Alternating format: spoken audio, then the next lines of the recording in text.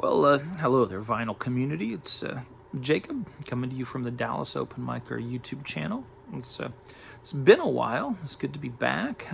So, what's the occasion here to get back in touch with my 5 to 10 regular viewers? Well, I'm here to participate in Martin Parrott's contest. Martin is the vinyl scavenger in the YouTube community. It's his channel name. And in Martin's contest slash thread, now the contest ends on Christmas Day 2023. And the thread, however, can go on forever if you wish to participate. Good ideas should never die.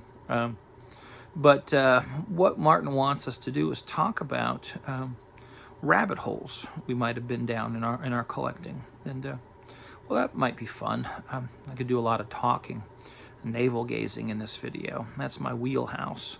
So I don't know a lot about rabbits, other than I know the metaphor, going down the rabbit hole, and I connect it to the Lewis Carroll Alice adventure. But I also read Watership Down, and so I know that when you enter a rabbit hole, the rabbit hole breaks off into a series of tunnels inside the rabbit warren, and when you enter the rabbit hole, you don't know where you're going to go if it's your first time in the hole, because you can't see where the tunnels are going from the surface.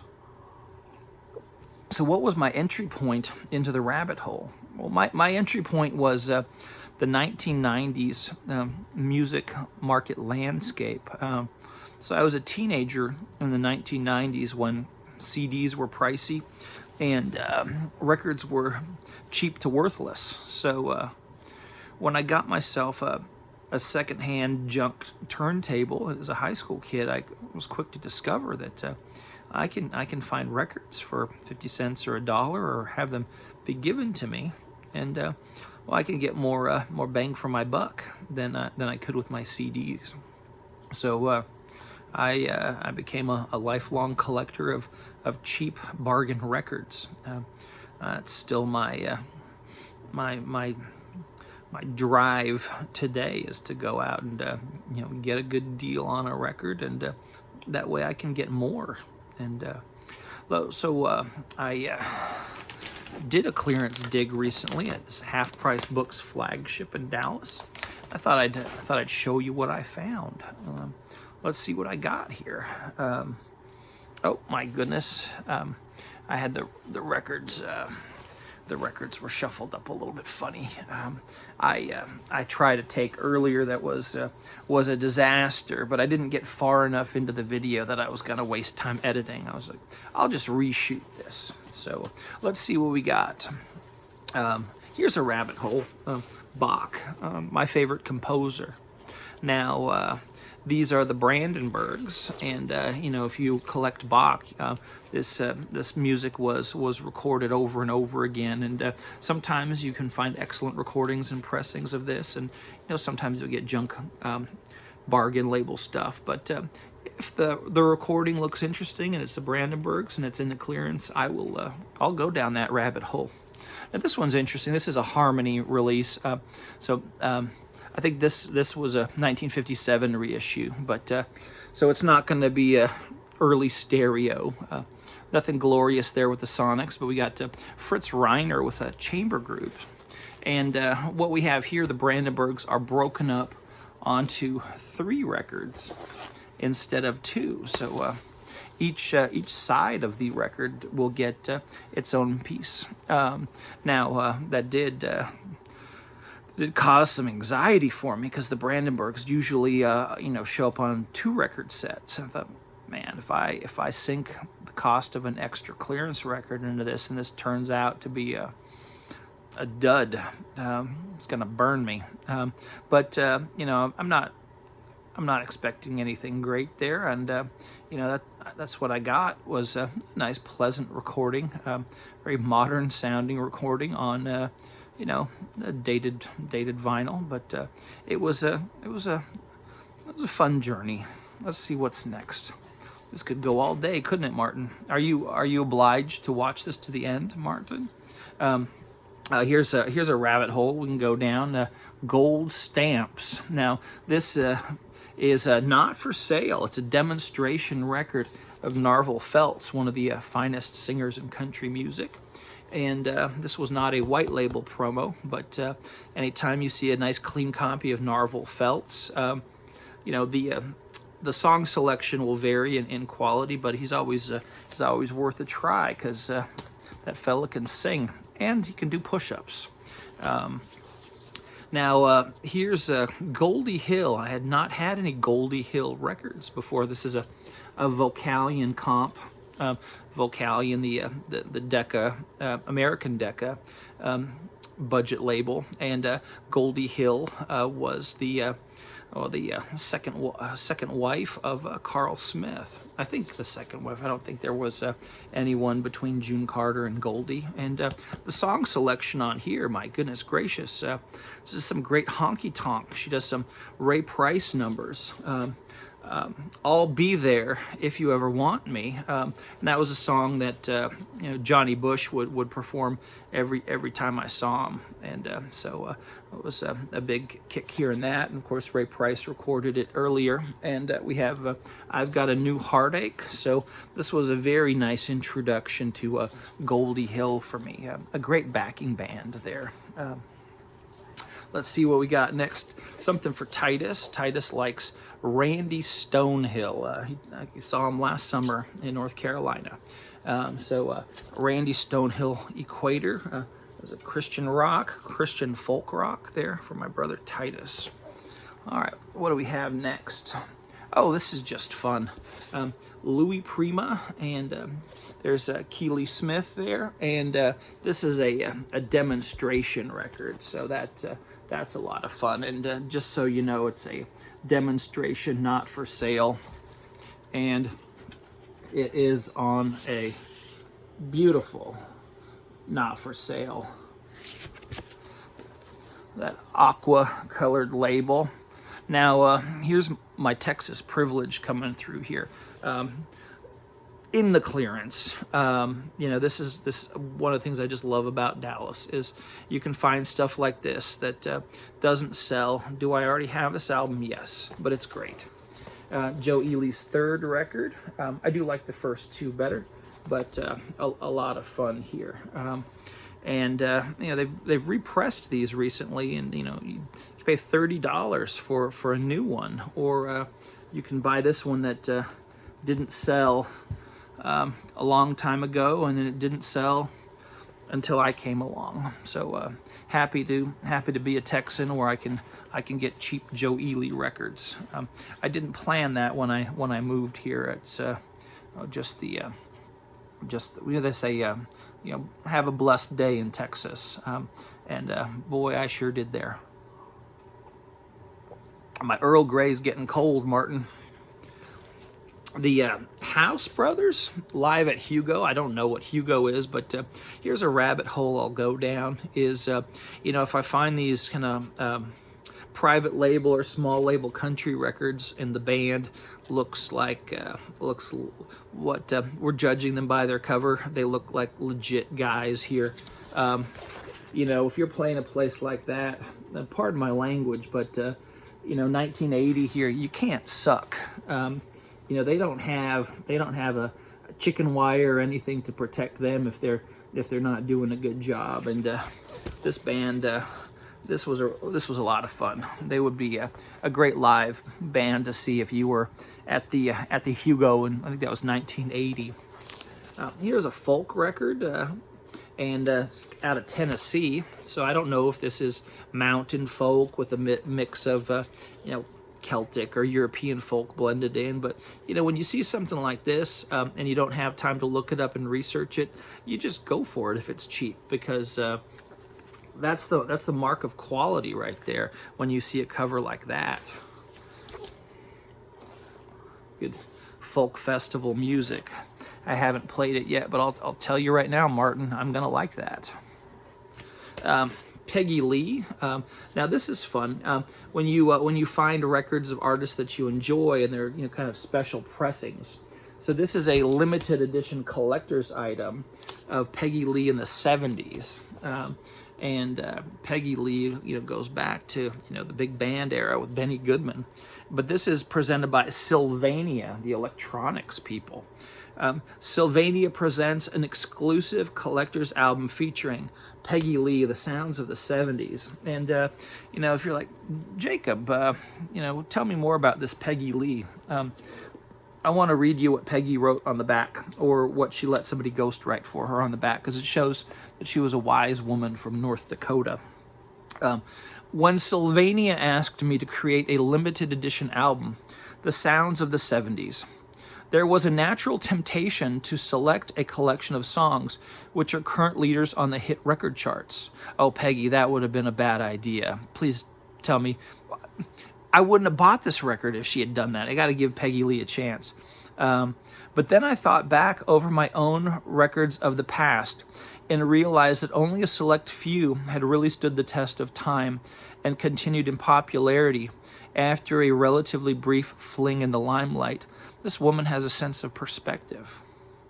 So for this album, I've given special attention to songs with roots in the past, which continue to be very much in demand wherever I sing today.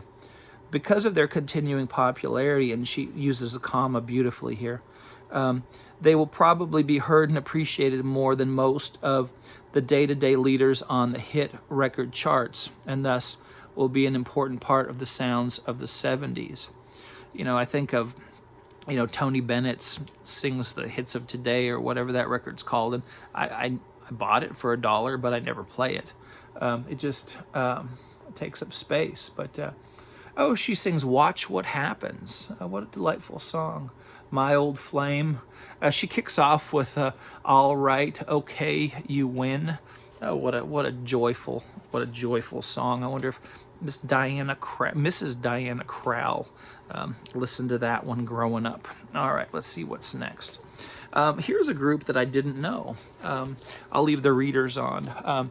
The Incredible String Band. I assumed that they were kind of like a hippie outfit from the United States, but it turns out I think they're all a bunch of Glaswegians, and they were like a hippie folk group in Scotland, and so this looks like a lot of fun, and I do like the folky music, and if they focus more on the folky than on the hippie psychedelic side of it, I can still enjoy it. I would caution anyone against using psychedelic drugs. I think they're harmful, and they destroy your natural creativity. And if you feel that connecting to the demon realm is your only method for being a creative person, I say, you're playing with fire that will burn you. Well, that's my Christmas message for you, Martin. It's the Christmas is the great satanic deception, and I know that celebrating Christmas is not a salvation issue for you, but do watch out. There's not a lot of biblical activity going on Christmas Day. That's my fire and brimstone rabbit hole. Let's see. I surprised you with that one, as Martin and I enjoy talking theology. Usually we do it privately, but hey, in honor of Martin's thread, I'll throw that in there as a treat for you. All right, let's see what we got next. So Martin recently showed a record from this label, Waco, and he got a delightful letter from Waco, Texas, that he shared as well. He's been going down a Waco rabbit hole. Now, one of the things I enjoy is when I see that these old gospel recordings have a steel guitar in them. I'm gonna take a bite on that one. Now this one. There's no deception here. This is not a lie of the devil right here. This is a honest gospel presentation here.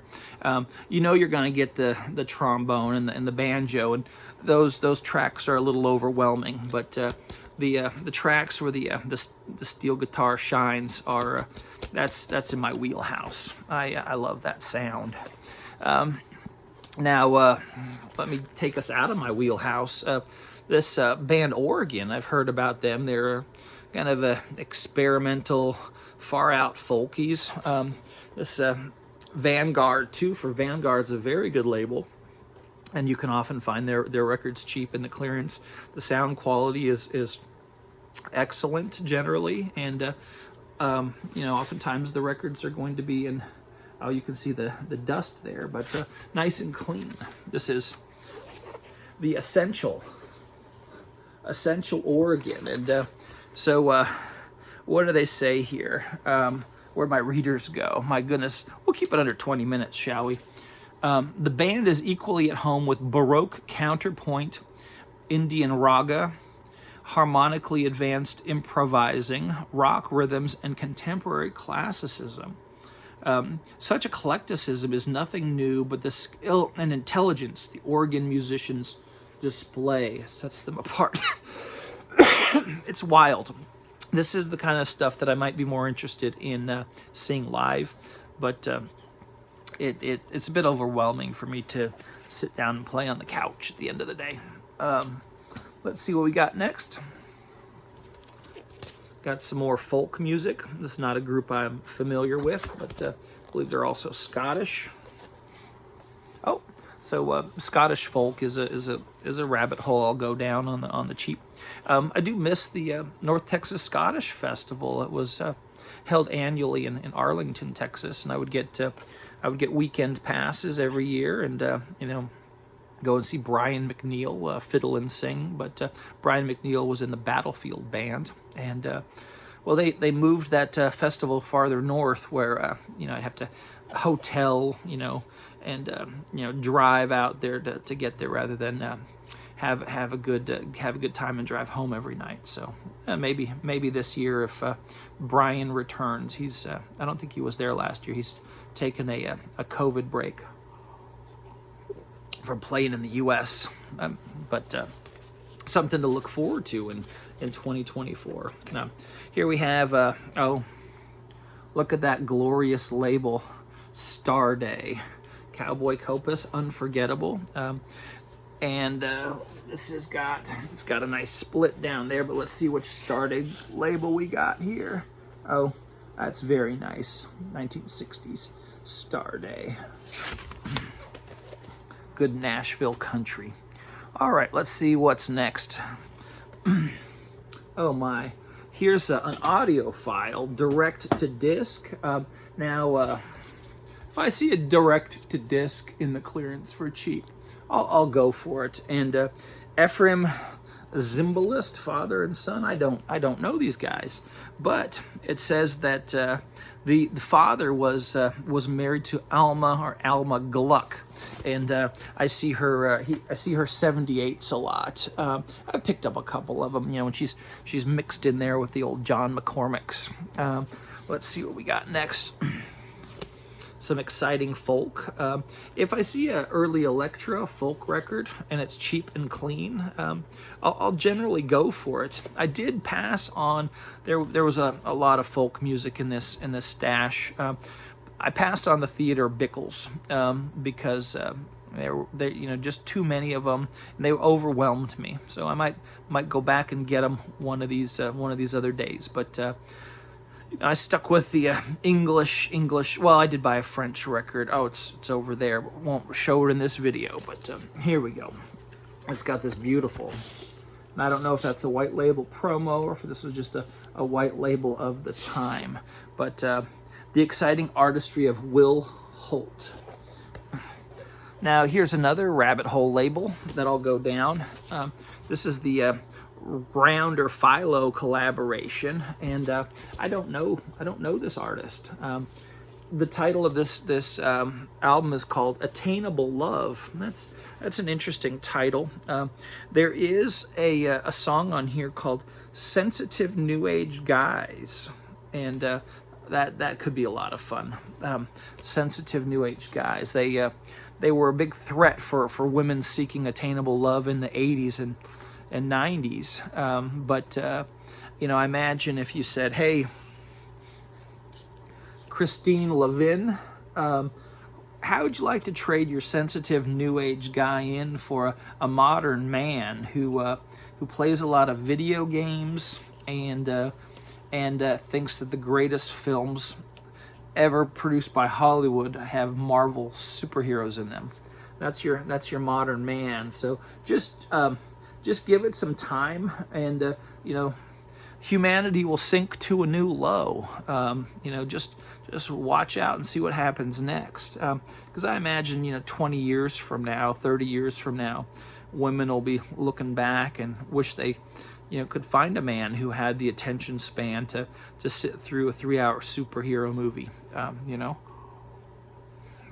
Let's see what's next. Oh, Martin, I've gone over 20 minutes.